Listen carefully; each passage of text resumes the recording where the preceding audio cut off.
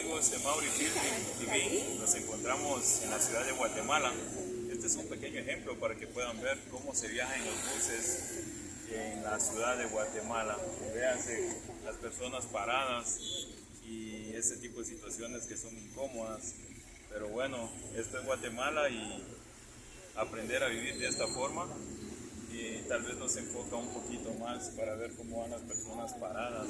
Esto solo ocurre en este país. Es un país centroamericano. No, la verdad no sé qué decir, pero causa mucha tristeza. En el extranjero, pues, esto es prohibido, llevar personas paradas en los buses, puesto que por cualquier frenazo, como ahora que la cámara se ha movido, se dan cuenta cómo es esa situación.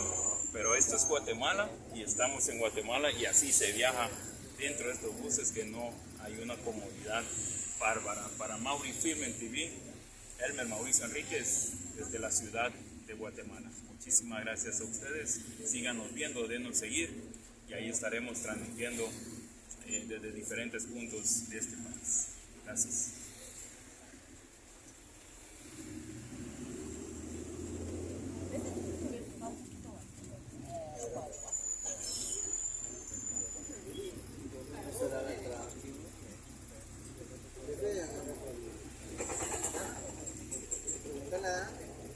Si quieres, siéntate acá. Gracias.